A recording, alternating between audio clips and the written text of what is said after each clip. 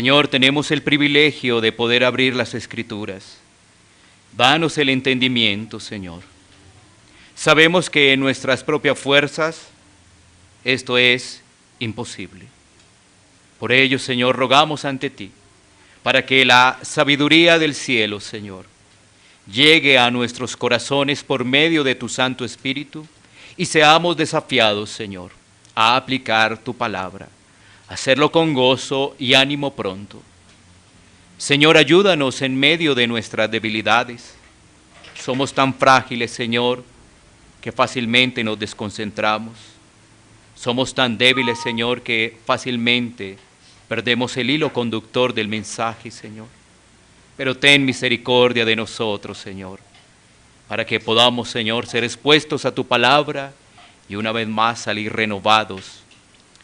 Gracias, Señor, a tu mensaje. Ayúdame, Señor, en mis debilidades para poder compartir tu mensaje. En el nombre de Cristo Jesús. Amén.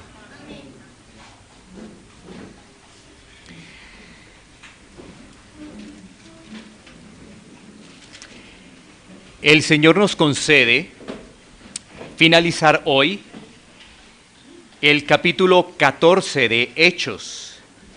Ya vamos en este avance de este libro y finalizamos Hechos 14, concluyendo prácticamente el primer viaje misionero de Pablo y de Bernabé. ¿Qué hemos visto en la última parte del capítulo 14 o en general en este capítulo 14 para tenerlo muy presente? Miremos lo siguiente.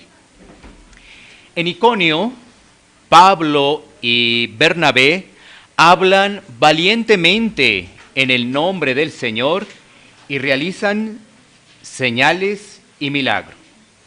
Como resultado de ello, creen judíos y gentiles. Pero hay judíos incrédulos que tienen la labor de agitar a la población gentil, de modo que la ciudad se divide respecto a ellos y el mensaje. ¿Qué ocurre entonces? Se organiza un complot para maltratar y apedrear a Pablo y a Bernabé. Cuando se les advierte de esta situación, pues ellos huyen a las ciudades de Listra y Derbe. En Listra, Pablo sana a un paralítico. La gente allí cree que ellos son dioses en forma humana. La multitud entonces preparan sacrificios en honor de Pablo y Bernabé. Pero al saberlo, ellos rasgan sus vestiduras y les advierten a la gente que esto no debe ser así, que no deben ofrecer estos sacrificios. Mientras tanto, judíos hostiles venidos de Antioquía, de Pisidia y de Iconio llegan a Listra e incitan al pueblo que se vuelvan contra Pablo y lo apedrean. Pensando que le han dado muerte, lo sacan fuera de la ciudad y lo abandonan allí. Los discípulos se juntan alrededor de Pablo y éste se pone de pie recuperando sus fuerzas. Entra a la ciudad donde pasa la noche y a la mañana siguiente Pablo y Bernabé continúan su viaje y se dirigen a Derbe. Aquí vamos. ¿Qué mensaje o qué título le he puesto a esta exposición? Verdades que animan a la iglesia de Cristo. Verdades que animan a la iglesia de Cristo. Como lo decía anteriormente, aquí vamos en ese recorrido del capítulo 14. Y en la exposición de los versículos 21 al 28, vamos a mirar 4 verdades que animan a la iglesia de Cristo. 4 verdades que vamos a identificar y vamos a exponer en los siguientes minutos. La primera, la iglesia es animada cuando se confirman a los discípulos. Esa es la primera. La iglesia de Cristo es animada cuando se confirman a los discípulos. Miremos allí, versículo 21, dice, y después de anunciar el evangelio a aquella ciudad y de hacer muchos discípulos, volvieron a Listra, a Iconio y a Antioquía. Pablo y Bernabé entonces predican en Derbe. El escritor, es decir, el médico Lucas, no entrega detalles sobre este trabajo misionero en esta ciudad. Solamente expresa que allí se hicieron muchos discípulos. Estoy hablando del versículo 21. Después de ello, de hacer muchos discípulos, ellos vuelven a las ciudades donde habían predicado. Ya habían predicado allí.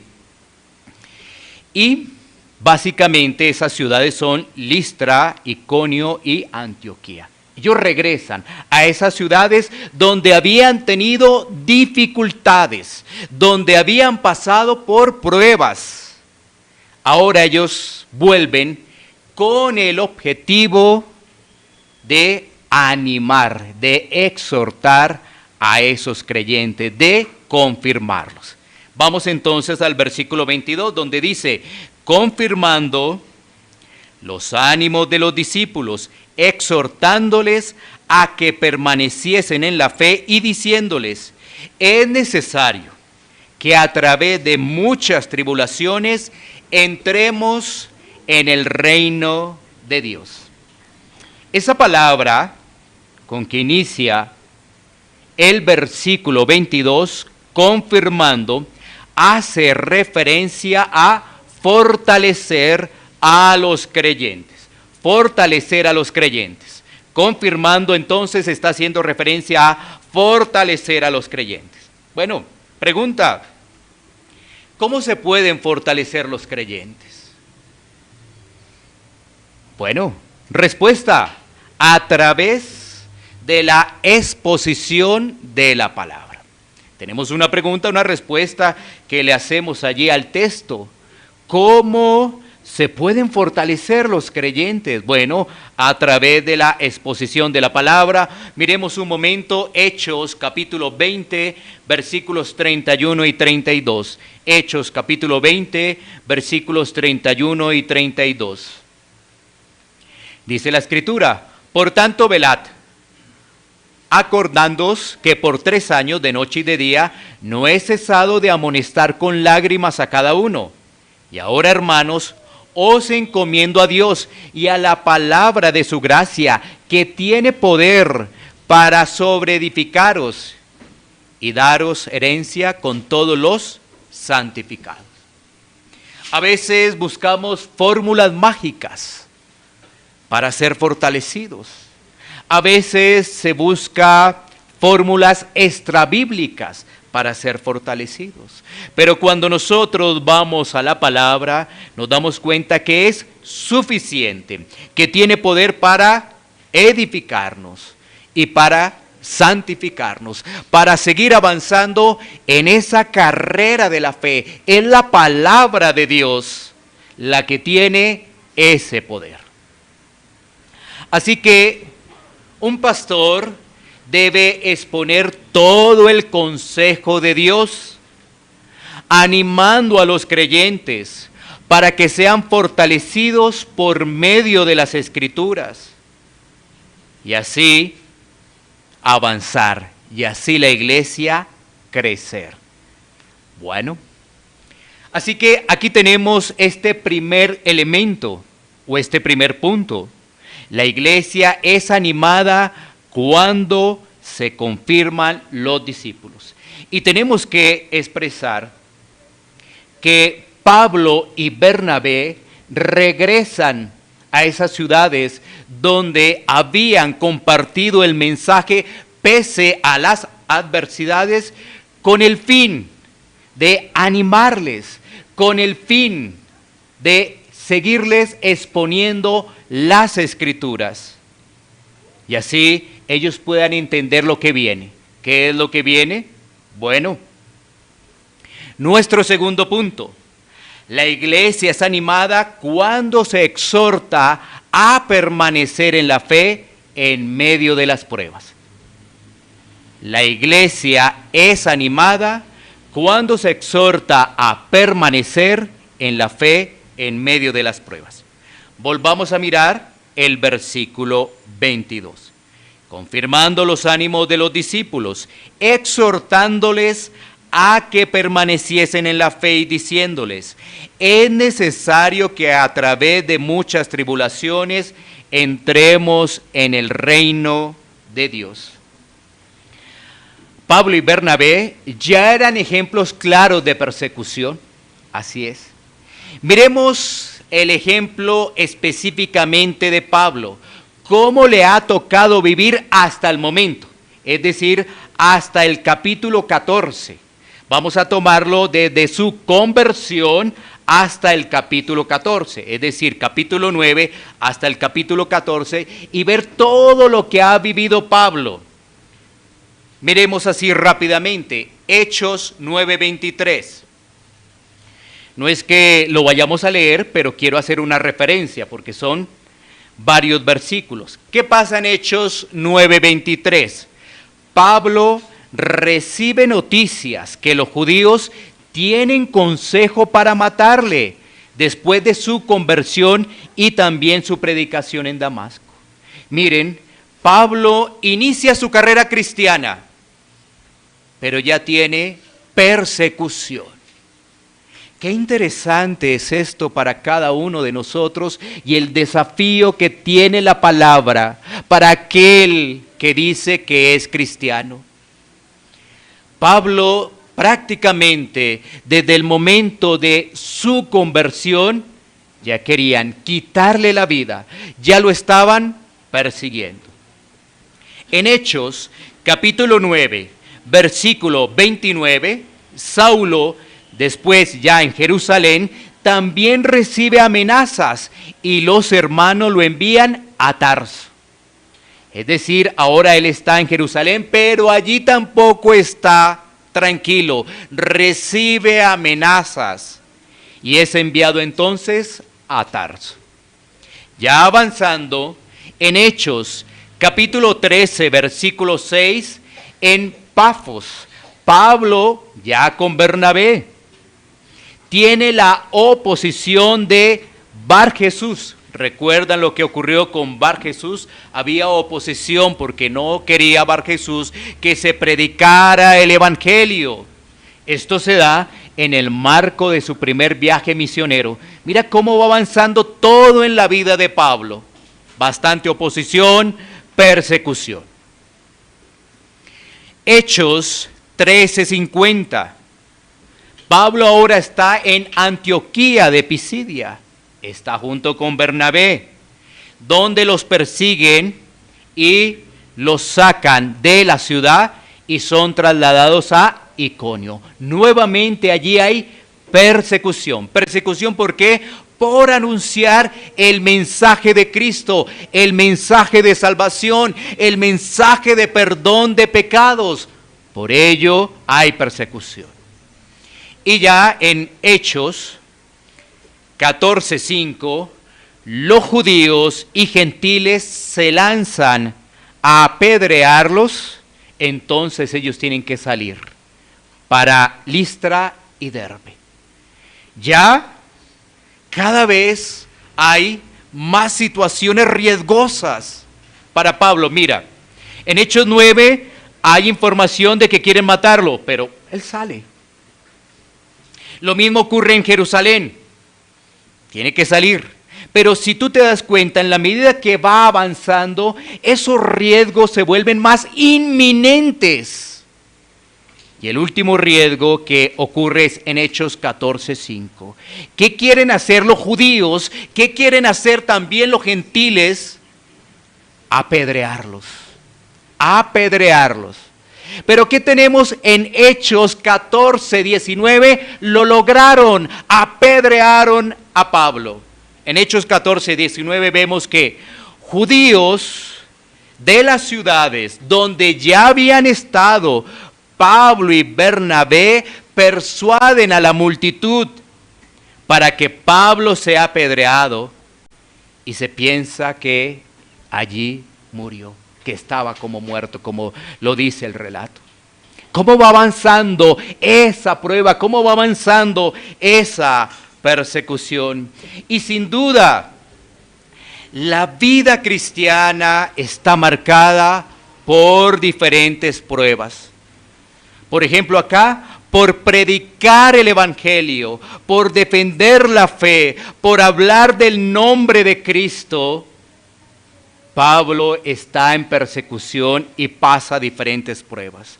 Pero también vamos a identificar a la luz de las cartas paulinas diferentes pruebas que vivió Pablo, no solamente por predicar el evangelio, y en algunos momentos hasta apedreado, como lo dice el relato de Hechos 14, sino también tuvo momentos difíciles cuando Epafrodito se enfermó y eso le causó grande preocupación.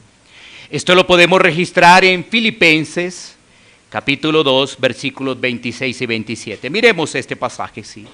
Filipenses, capítulo 2, versículos 26 y 27. Donde Pablo también recibe prueba con respecto a las personas.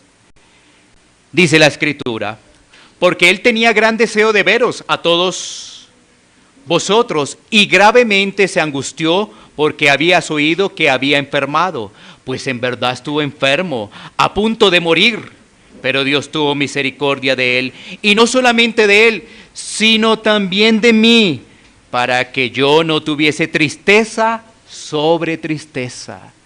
Las pruebas de la vida, las pruebas del creyente. Ahí está el caso de Epafrodito y Pablo. Pero también hay pruebas que tienen que ver con la escasez, con la dificultad económica, a lo cual Pablo también tuvo que hacer referencia a la carta a los filipenses. Cuando nosotros vamos a Filipenses 4:11, vemos que él también tenía una respuesta frente a esa situación. Filipenses 4:11 nos dice, no lo digo porque tenga escasez, pues he aprendido a contentarme cualquiera que sea mi situación. Estamos viendo que esas pruebas llegan por persecución, por defender nuestra fe, pero aún también llegan pruebas de enfermedades, llegan pruebas económicas también. Ahora, ¿cuál era la respuesta de Pablo a todo esto? Todo lo que hemos visto.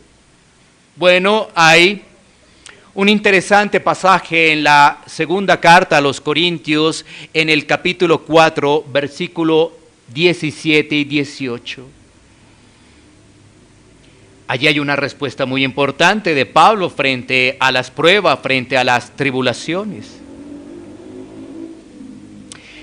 Dice la palabra de Dios, porque esta leve tribulación momentánea produce en nosotros un cada vez más excelente y eterno peso de gloria, no mirando nosotros las cosas que se ven, sino las cosas que no se ven, pues las cosas que se ven son temporales, pero las cosas que no se ven son eternas.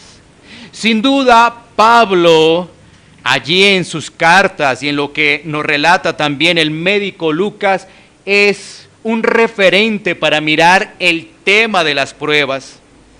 Como lo hicimos con Hechos, todo lo que vivió de persecución hasta Hechos 14. Como lo hemos visto en sus viajes misioneros, lo que le aconteció con respecto a hermanos en la fe y aún situaciones económicas. Pero la respuesta de Pablo sin duda es alentadora para los hijos de Dios. La leve tribulación, esa es momentánea. Y él expresa, el apóstol Pablo, que más bien su mirada está en lo eterno, no en lo temporal. Así que tenemos nosotros que decir que la vida cristiana tiene muchas situaciones que afrontar, muy diferente a lo que muchos hoy expresan, ¿sabes? Porque ¿cuál es el mensaje a veces que se expone desde los púlpitos. Ven a Cristo y tus problemas se solucionan. Ven a Cristo y tu matrimonio se arregla. Ven a Cristo y tu hijo que está en las drogas saldrá de ellas. Ven a Cristo y tu enfermedad va a desaparecer. Ven a Cristo y tus finanzas van a crecer. Ahora uno dice, ¿de dónde salen ese tipo de mensajes? Solamente salen de corazones que quieren alimentar a aquellas personas que realmente no les interesa el evangelio, no les interesa que sus pecados sean perdonados, sino por el contrario, su interés es vivir bien en este mundo que es temporal. Yo no veo a través de las Escrituras, ven a Cristo y tus problemas se solucionan. Ahora estoy hablando de los problemas que necesita la gente, porque el problema mayor, el más delicado, sí efectivamente en Cristo tiene solución, que es el perdón de los pecados. Eso sí, pero lamentablemente se ha cambiado el mensaje para que la gente sea entretenida y reciba este tipo de anuncios. Hay campañas que dicen esas menciones que acabé de hacer alusión.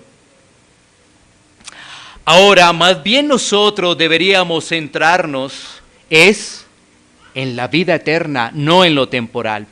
Y preguntarnos, ¿por qué Dios envía pruebas a su pueblo? ¿Por qué Dios envía pruebas a su pueblo? Resulta que en Dios todo tiene un propósito, todo tiene un objetivo. No es así por así. Y vamos a encontrar la respuesta en Romanos capítulo 5, versículos 3 y 4. ¿Por qué Dios envía a su pueblo pruebas? Bueno, Romanos capítulo 5, versículos 3 y 4. Y no solo esto, sino que también nos gloriamos en las tribulaciones, sabiendo que la tribulación produce paciencia, y la paciencia prueba, y la prueba esperanza. Entonces, uno de los objetivos de las pruebas para su pueblo es fortalecer el carácter y la fe. Fortalecer el carácter y la fe. Por eso llegan pruebas para su pueblo. Y mira eso en lo que ocurría en las iglesias del primer siglo. Eran fortalecidas en la fe, en su carácter, en su forma de vida, porque ya no estaban interesadas esas iglesias en lo temporal, estaban edificadas sobre la roca y estaban mirando lo eterno. Pero también Dios envía esas pruebas para que nosotros mostremos nuestra fidelidad a Dios, para que nosotros mostremos nuestra fidelidad a Dios. Primera carta de Pedro, capítulo 1, versículos 6 y 7. Primera carta de Pedro, capítulo 1, versículos 6 y 7. Dice, en lo cual vosotros os alegráis, aunque ahora, por un poco de tiempo, si es necesario, tengáis que ser afligidos en diversas pruebas, para que sometida a prueba vuestra fe, mucho más preciosa que el oro, el cual aunque perecedero se prueba con fuego, sea hallada en alabanza, gloria y honra cuando sea manifestado Jesucristo. Así que a través de las pruebas nosotros también mostramos nuestra fidelidad a Dios. Es decir, en medio de la prueba crecemos en dependencia a Dios y pasada la prueba vamos a dar mucho más fruto. Mira qué importante es recibir esto. Qué interesante para la iglesia de nuestro Señor Jesucristo. Todo creyente, absolutamente todo creyente, pasa por pruebas, por tribulaciones. Pero estamos siendo edificados a través de las Escrituras para poder comprender cuáles son los objetivos de las pruebas. Y vemos que crecemos en dependencia al Señor. Pasada la prueba, vamos a dar mucho más fruto. Así, también nosotros nos vamos a dar cuenta que vamos a poder perseverar. Y estas verdades tenían que ser anunciadas por el apóstol Pablo y por Bernabé. Tenían que ser explicadas y aún con el ejemplo de ellos. Porque ellos ya habían vivido situaciones de persecución en Listra, Iconio y también en Antioquía. ¿Qué más evidencia que ellos mismos le estaban compartiendo a esas iglesias lo que les había sucedido? Imagínate, ellos tienen que salir prontamente de esas ciudades. ¿Cómo queda allí la iglesia? La iglesia queda en ascuas. ¿Qué es lo que está pasando?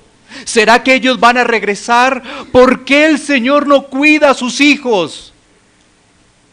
Ellos regresan y están entregando el reporte de lo que Dios está haciendo. Pero además les están compartiendo esta verdad de que el cristiano, el creyente pasa, como lo dice allí el versículo 22, por muchas tribulaciones. Así están entrenados para el reino de Dios. Y también esto nos va a llevar a nuestro tercer punto. Ya llevamos dos verdades. Confirmar a los discípulos es una verdad que trae ánimo a la iglesia de Cristo. Y ya sabemos que se confirman a través de la exposición de la palabra de Dios. Pero hay otra verdad que es exhortarles a que permanezcan en la fe. La tercera verdad es, la iglesia es animada cuando se constituyen ancianos. La iglesia es animada cuando se constituyen ancianos. Versículo 23 de Hechos. Dice la Escritura, y constituyeron ancianos en cada iglesia. Y habiendo orado con ayunos, los encomendaron al Señor en quien habían creído. Esa palabra que tú observas en la Reina Valera, constituyeron, es en realidad aprobar mediante el acto de levantar la mano en una reunión congregacional. ¿Sí? Es levantar la mano para dar prueba de que están de acuerdo de que esos son los ancianos. ¿Sí? Por eso dice, y constituyeron ancianos. Como lo decíamos anteriormente, se levanta la mano para elegir oficiales, en este caso, para servir en el gobierno de la iglesia local. Así como los creyentes participaban colectivamente en el ayuno, en la oración, así también esos creyentes, esa iglesia local, participaba activamente en la aprobación de sus ancianos, de los ancianos de estas iglesias. En Jerusalén, la iglesia primitiva, se adoptó la práctica de nombrar ancianos para gobernar la iglesia. ¿Qué hacen esos ancianos? Pues cuidan la grey de Dios, cuidan la iglesia. ¿Cómo lo hacen? Uno, animando, ya lo hemos dicho. Por medio de la exposición de las Escrituras. Estamos haciendo ese trabajo. Estamos exponiendo las Escrituras. Dos, los ancianos también están alertando. ¿Qué están alertando? Sobre el corazón. ¿Cómo se puede endurecer tan fácilmente el corazón? Pero también están alertando sobre las falsas enseñanzas. Así también están cuidando los ancianos. el corazón se endurece de una forma muy fácil. El corazón se carga de una manera que nosotros no nos imaginamos y ya está cargado. Pero también en medio de todo eso puede recibir falsas enseñanzas. Y para eso están los ancianos, para alertar. Así están cuidando. Tercero, los ancianos están exhortando a llevar una vida de piedad y crecimiento en Cristo. ¿Sí? Es muy interesante cómo se cuida a la iglesia de Cristo. Vemos que se anima con la enseñanza de las Escrituras. Vemos que se alerta con respecto al pecado y a las falsas enseñanzas. Pero también se exhorta para que se pueda vivir una vida de piedad y de crecimiento para la gloria de Cristo. Uno diría, no, ¿cómo hago? ¿Cómo yo sé para que en la iglesia donde el Señor me ha traído, yo sepa que me están cuidando? Bueno, estás teniendo las herramientas, la palabra de Dios, pero que los ancianos también puedan alertar del problema del corazón, del problema del pecado. Y también se puede alertar de todas esas enseñanzas que circulan, que no le dan gloria a Dios, sino le dan gloria, lamentablemente, al hombre. ¿Y qué decir de la vida de piedad? De aquellos que se quieren concentrar más bien en los bienes terrenales que tener realmente una vida de piedad, una vida que demuestre que Cristo ha hecho una obra de gracia en esa familia, en esas personas. Bueno, de eso se trata allí, la constitución de ancianos. Y eso trae también ánimo a la iglesia. Vemos también entonces que Pablo y Bernabé encomiendan estos ancianos al Señor.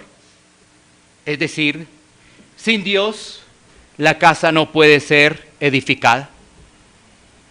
Todo lo que se haga será en vano. Pero Pablo y Bernabé encomiendan a estos ancianos a Dios, para que realmente puedan ser fortalecidos y hacer su tarea diligentemente. Después de pasar tiempo con estos cristianos, viajan en dirección sur, estoy hablando de Pablo y Bernabé, a través de Pisidia y Panfilia, predicaron allí en Perge, descendieron a Atalía. ¿Qué quiere decir eso? Que no se quedaron quietos estos misioneros, que seguían dispuestos a anunciar el evangelio. Estoy haciendo referencia a los versículos 24 y 25 de nuestro pasaje central, de que ellos van regreso a Antioquía de Siria, pero en medio de todo eso siguen compartiendo la palabra, siguen hablando de Cristo. Y esto nos lleva a nuestro cuarto y último punto, que lo tenemos en los siguientes versículos 26 al 28. ¿Cuál es nuestro cuarto punto? La iglesia es animada cuando recibe el reporte de lo que Dios está haciendo. La iglesia es animada cuando recibe el reporte de lo que Dios está haciendo. Ahí tenemos ya nuestros 4 puntos, ¿no? Entonces, vemos que la iglesia es animada cuando es confirmada, cuando se le exhorta a permanecer en la fe, cuando se constituyen ancianos y finalmente la iglesia es animada cuando recibe reportes de lo que Dios está haciendo. Leamos ese último bloque una vez más, 26 al 28. De allí navegaron a Antioquía, desde donde habían sido encomendados a la gracia de Dios para la obra que habían cumplido. Y habiendo llegado y reunido a la iglesia, refirieron cuán grandes cosas había hecho Dios con ellos, y cómo había abierto las puertas de la fe a los gentiles, y se quedaron allí mucho tiempo con los discípulos. ¿Qué vemos allí? Que estos misioneros estamos hablando de Pablo y Bernabé, están sujetos a la iglesia local. Qué interesante es evidenciar esto, ya que en estos tiempos cada quien hace lo que le parece. En este ejemplo que tenemos allí, vemos que estos misioneros son entregados a su iglesia local, son respetuosos del gobierno de la iglesia y obedecen los parámetros que se les entrega. Ellos entonces dan un reporte de su primer viaje misionero. El informe lleva la gloria de Dios una vez más. Si ellos avanzaron es porque tenían el respaldo de Dios. Y así ellos pueden entregar el reporte de buenas nuevas. Es decir, que los gentiles escuchan el evangelio, que los gentiles también son llamados por Dios. También vemos que en medio de todo esto, ellos van a tomar un tiempo para poder compartir con su iglesia local. Se quedan allí un tiempo para predicar allí en la iglesia, seguir adelante dentro de su llamado. Son personas, en este caso Pablo, entregado allí con la labor que se le ha encomendado, y se dice que por lo menos permanecieron allí cerca de un año con la iglesia que les había enviado. Reiteremos una vez más lo que nos dice esta última verdad, que es animada a la iglesia cuando recibe el reporte de lo que Dios está haciendo. ¿Y por qué vale la pena reiterarlo? Porque hoy en día cualquier persona que aparentemente viene de otra corriente quiere hacer su propio ministerio, quiere hacer sus propias cosas. Si de pronto las reglas de la iglesia local son estas, dice no, yo me voy a otro lado y allá puedo formar un grupo, y allá hago iglesia, y allá hago tal cosa. Pero la pregunta es, ¿qué tan bíblico es eso? Aquí nos damos cuenta que personas instruidas en la palabra, como Pablo y Bernabé, son sujetos a la iglesia local. Cuando nosotros vamos a Hechos, capítulo 13, cuando comienza su primer viaje misionero, sobre todo en los primeros versículos de Hechos 13, nos vamos a dar cuenta que es la iglesia que los envía a ellos, pero ya es una iglesia constituida, es una iglesia donde hay profetas y maestros, es una iglesia donde va avanzando el reino de los cielos. Cuando ellos regresan, entregan precisamente ese reporte. Ahora, ¿qué nos trae este capítulo 14 a nivel general? ¿Qué detalles podemos nosotros observar de este primer viaje misionero de Pablo y de Bernabé? 3 cosas. 1, que Dios está obrando salvación. Y esto es algo que todavía lo podemos ver hoy en día, siglo XXI. Dios está obrando salvación. O Dios está entregando salvación. 2, Dios está cuidando su iglesia. Y 3, Dios está trayendo juicio. Lo mismo. Primer viaje misionero de Pablo, hay salvación, hay cuidado para la iglesia, pero hay juicio para aquellos que tienen el corazón endurecido. Ven las señales, ven los milagros, y lo que hacen es alborotar al pueblo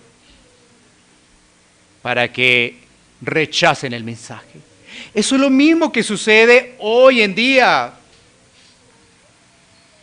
Debemos entender que solamente el Señor puede salvar al pecador, pero que Dios en su misericordia escogió que a través del anuncio de la palabra se den esos nuevos nacimientos. La salvación para los gentiles, la salvación hoy en día para aquellas personas que escuchan el mensaje de Cristo. Pero también vemos a través de ese capítulo 14 cómo el Señor está cuidando su iglesia. Miren, a pesar de las pruebas, a pesar de las adversidades, Pablo y Bernabé entregan un reporte satisfactorio de su labor. ¿Será que ellos se concentrarían en decir, ¿por qué a mí? Mire, aquí quiero darles este reporte, ¿saben? Es que no entiendo por qué nos pasó todo esto. Me apedrearon, casi sin vida. Nos sacaron de un lado, en el otro. No, el reporte de ellos es satisfactorio.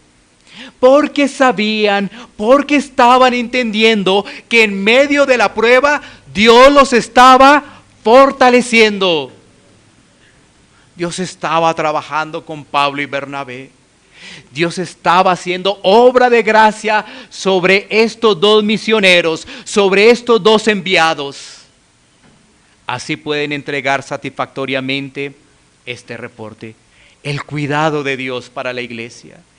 Y lo mismo podemos ver hoy en día, que Dios cuida a su iglesia. Aún en medio de pruebas y tribulaciones, Dios está cuidando a su iglesia. Y esto debe traer ánimo a la iglesia, debe traer ánimo a los discípulos. Pero también, como lo decíamos anteriormente, está el tema del juicio. Este capítulo 14 nos entrega a personas que no creyeron. Aún unos escucharon allí lo que decía Pablo y dijeron, no creyeron. ¿Y qué pasa para el que no cree? Hoy leíamos en la lectura de Lucas capítulo 16, una palabra que inmediatamente tú y yo debemos recordar. El lugar de tormento. Es un lugar de tormento para aquel que no cree. Un lugar de tormento eterno. El fuego nunca se va a apagar, esa llama nunca se va a extinguir. Aquel que no cree, aquel que no entiende, aquel que tiene sus oídos cerrados, aquel que no ve su pecado, porque allí comienza todo. Es que esa persona que no se arrepiente no ve su pecado, no ve lo que habla, no entiende. Piensa que todo está bien. Para esos judíos, ellos pensaban que lo que decía Pablo era engaño. Y lo vamos a ver más adelante. Y sabes que cómo califican a Pablo como el líder de la secta de los nazarenos. Como una persona completamente desviada. Así lo calificaban. Pablo estaba diciendo que Dios tenía una noticia muy buena que entregar. Había salvación para los gentiles. Había salvación para aquel que creyera que Cristo murió por el pecador. Pero ellos no entendían eso, no lo comprendían. Y por eso el juicio es inminente. Así que aquel que no se arrepiente de su pecado va a ese lugar de tormento. Y vuelvo y reitero, es que todo pasa tan rápido, todo es temporal, que nosotros no logramos dimensionar qué es realmente la eternidad. Todo pasa tan rápido en nuestra vida. A los jóvenes no les duele nada y entonces no les parece esto. A aquellos que ya tienen familia solamente se concentran en lo temporal y en vivir plácidamente en este mundo. Y aquellos que ya están en las últimas no reflexionan realmente que todos los días tenemos que recordar la obra perfecta de Cristo. Y esto nos lleva a algunos desafíos quiero compartir 3 desafíos al escuchar la palabra.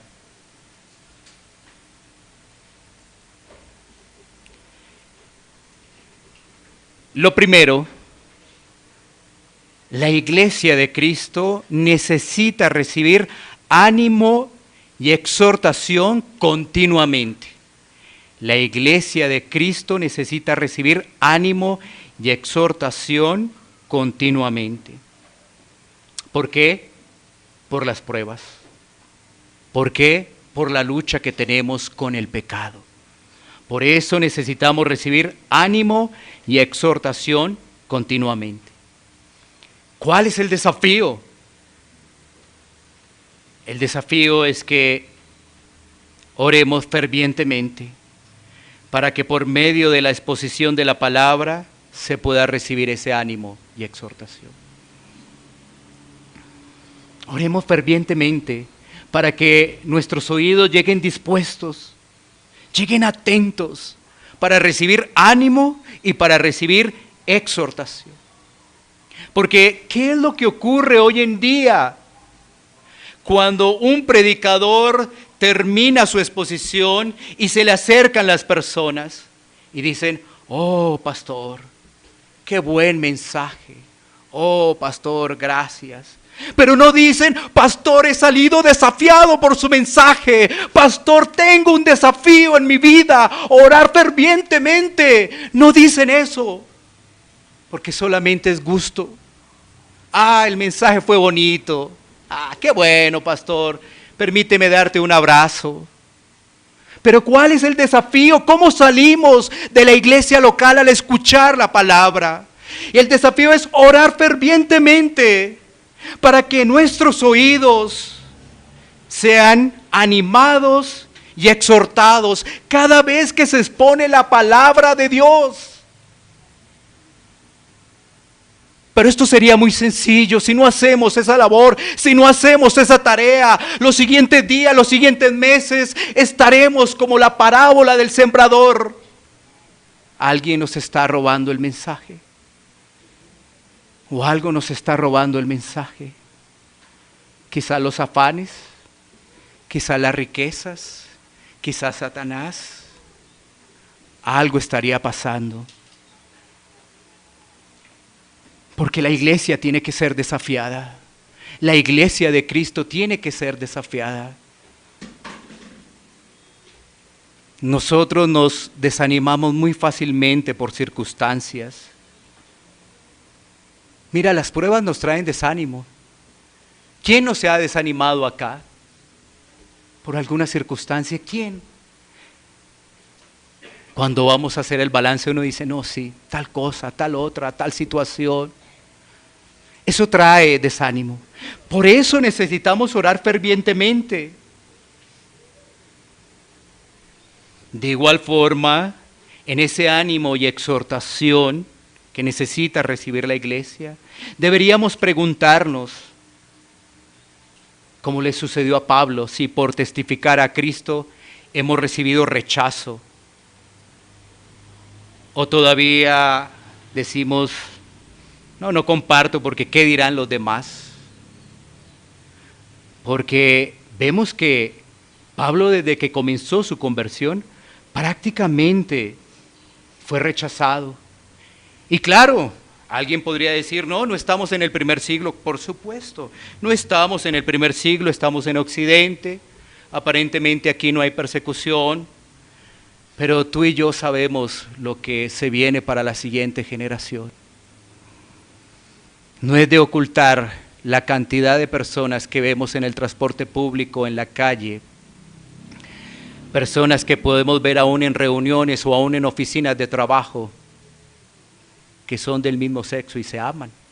Pero no es de ocultar que ahora 15, 16 años, 14 años y no ocultan aparentemente ello, ese aparentemente amor. ¿Ya sabes lo que viene para la nueva generación? ¿Ya estás advertido? ¿Ya? Eso se ve, ya está, en esta ciudad se ve, por montones, por montones. ¿Y dónde está el desafío para la iglesia? ¿Dónde está ese desafío? Yo estoy seguro que ya has visto en esta ciudad, no solamente una vez, sino varias veces, esas escenas. ¿Dónde está para hablar de Dios? Para testificar del poder de Cristo. Miremos nuestro segundo desafío. El segundo desafío es que la iglesia local, la iglesia Pan de Vida, debe seguir organizándose en su proceso de membresía y también con sus ancianos. La iglesia local debe seguir organizándose en su proceso de membresía y de sus ancianos. Ya vimos la importancia de la constitución de ancianos y que realmente traen ánimo a la iglesia. Ya vimos que el objetivo de los ancianos es cuidar la grey de Dios. Vimos también que se cuida a través de la exposición de la palabra, esto que se está haciendo, pero también se advierte del corazón duro, es decir, se advierte del pecado y de las falsas doctrinas, pero también se anima a vivir una vida piadosa conforme a Cristo. Es necesario que la iglesia tenga ese proceso de membresía. Es necesario que la iglesia tenga sus ancianos. Es necesario que la iglesia crezca y pueda decir más adelante a quién vamos a enviar, como en Hechos capítulo 13. ¿A quién vamos a enviar? ¿A quién enviamos? Bueno, ¿cuál es el desafío? Una vez más, pedir al Señor que podamos seguir en la organización de la iglesia local y no desmayar. Otro desafío, orar para pedirle al Señor que podamos seguir en la organización de la iglesia local y no desmayar. Claro que sí. Ese es un desafío que tenemos como iglesia. Cada uno de nosotros, ¿qué importancia es la iglesia local? Ahora, fíjate de un detalle. Los ancianos estaban allí al cuidado de una iglesia constituida ya formalmente. Era la labor de los ancianos cuidar a la iglesia formalmente ya. Ahí vamos a ver entonces crecimiento. Allí vamos a poder ver que aún los miembros estarán dando, como lo dice Juan 15, mucho fruto.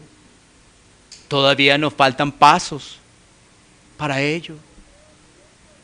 Bueno, ¿qué tenemos que hacer? Organizarnos y pedirle al Señor. Y el tercer desafío es que la iglesia necesita crecer en sujeción a la palabra y al gobierno que ha puesto Dios en la iglesia local. La iglesia necesita crecer en sujeción a la palabra y en sujeción al gobierno que ha puesto Dios en la iglesia local. Cuando tú miras Hechos capítulo 13, vas a ver allí que habían muchos maestros, que esa iglesia ya estaba organizada. Y lo dijimos oportunamente en Hechos 13. Pero ¿por qué envían a Pablo y a Bernabé? Si es que Pablo, de todas maneras, Dios lo ha equipado con unos dones y es muy especial. ¿Por qué lo envían? Déjenlo acá. No. Démonos cuenta que donde hay una iglesia constituida formalmente, van a haber allí muchos varones que tienen dones. Quizás uno es más elocuaz en compartir la palabra, quizás otro de otra manera, pero igual todos debemos que sujetarnos a nuestros ancianos. No estar como la división de Corintio, entonces, ¿este de quién es? Yo hago parte de este, yo hago parte del otro. No, darnos cuenta que es Dios quien ha equipado a cada varón, a cada anciano, para que más bien la iglesia pueda crecer. Y entonces, ¿cuál debe ser nuestra actitud? Sujetarnos en amor por Cristo. Sujetarnos en amor por Cristo. así la iglesia va a crecer. Pero si no hay sujeción a la palabra ni al gobierno de la iglesia local, pues lo que se va a presentar son divisiones, murmuraciones, cosas que inclusive ya hemos abordado. Así que el desafío es, sujetémonos en amor, porque estamos mirando a Cristo, a Cristo. Es tan fácil hoy en día para las personas aquí en Occidente escoger iglesia. Entonces la iglesia se convirtió como el menú del restaurante. Esta no me gusta, esto tampoco, me voy para otro restaurante.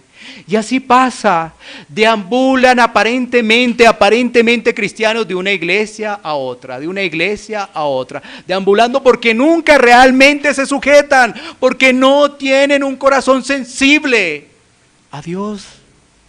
Porque el mayor y mejor ejemplo de sujeción lo tenemos en Cristo. Él se sujetó. Ahí está. Entonces, ¿qué tal estuviésemos en otra nación? No estaríamos hablando de esto, ¿no? Porque la iglesia perseguida. No, pero estamos en Occidente, donde cada quien hace lo que le parece. Entonces, como cada quien hace lo que le parece, pues más de 10,000 iglesias hay con personería jurídica, así que hay mucho por donde escoger. Pero ¿qué dice la palabra?